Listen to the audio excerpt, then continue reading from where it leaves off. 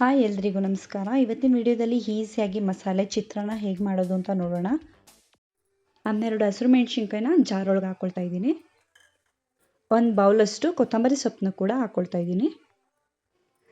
ಸ್ವಲ್ಪ ಕರಿಬೇವು ಕೂಡ ಹಾಕ್ಕೊಳ್ತಾ ಇದ್ದೀನಿ. 1/2 ಬೌಲಷ್ಟು ಪುದೀನ ಸೊಪ್ಪನ್ನು ಕೂಡ ಹಾಕ್ಕೊಳ್ತಾ ಇದ್ದೀನಿ. 1 ಗೆಡ್ಡೆ ಬೆಳ್ಳುಳ್ಳಿನ ಬಿಡಿಸೆತ್ತಿಟ್ಕೊಂಡಿದ್ದೆ, ಅದನ್ನು ಕೂಡ ಈಗ ರುಬ್ಬೋದಕ್ಕೆ ಹಾಕ್ಕೊಳ್ತಾ ಇದ್ದೀನಿ. 2 ಟೇಬಲ್ ಸ್ಪೂನಷ್ಟು ಜೀರಿಗೆ ಕೂಡ ಸೇರಿಸ್ಕೊಳ್ತಾ ಇದ್ದೀನಿ.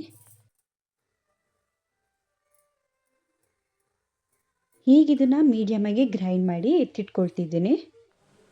ಈಗ ಒಂದು ಬಾಣಲೆಯಲ್ಲಿ 1/2 ಬೌಲಷ್ಟು ಆಯಿಲ್ನ ಹಾಕ್ಕೊಳ್ತಿದ್ದೀನಿ. ಎಣ್ಣೆ ಬಿಸಿಯಾದ ನಂತರ 1 ಟೇಬಲ್ ಸ್ಪೂನಷ್ಟು ಸಾಸಿವೆ ಹಾಕ್ತಿದ್ದೀನಿ. ಸ್ವಲ್ಪ ಕರಿಬೇವು ಕೂಡ ಹಾಕ್ತಿದ್ದೀನಿ.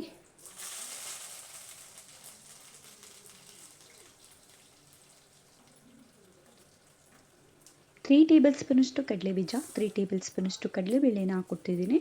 ಸ್ವಲ್ಪ ಕಲರ್ ಚೇಂಜ್ ಆಗೋವರೆಗೂ ಎಣ್ಣೆಲಿ ಹುರ್ಕೊಳ್ಳೋಣ.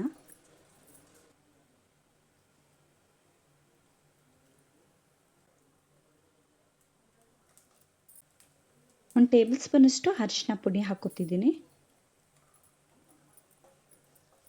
ಸ್ವಲ್ಪ ಹಿಂಗೆ ಕೂಡ ಹಾಕ್ಕೊಳ್ತಾ ಇದ್ದೀನಿ. 4 ಈರುಳ್ಳಿನ ಸಣ್ಣದಾಗಿ ಕಟ್ ಮಾಡಿ ಎತ್ತಿಟ್ಕೊಂಡಿದ್ದೆ, ಅದನ್ನು ಕೂಡ ಈಗ ಹಾಕ್ಕೊಳ್ತಾ ಇದ್ದೀನಿ.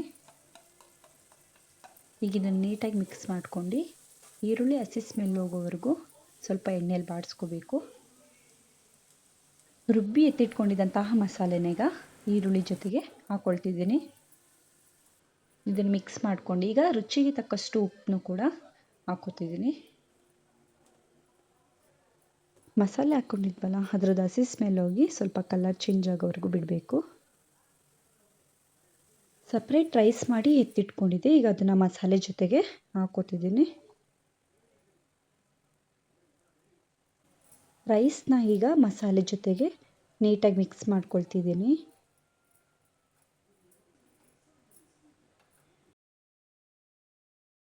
ರೈಸ್ ಎಲ್ಲ ಮಿಕ್ಸ್ ಮಾಡಿದ ನಂತರ 1 ಲೆಮನ್ನ ಕಟ್ ಮಾಡಿ ಹಾಕ್ಕೊಳ್ತಿದ್ದೀನಿ.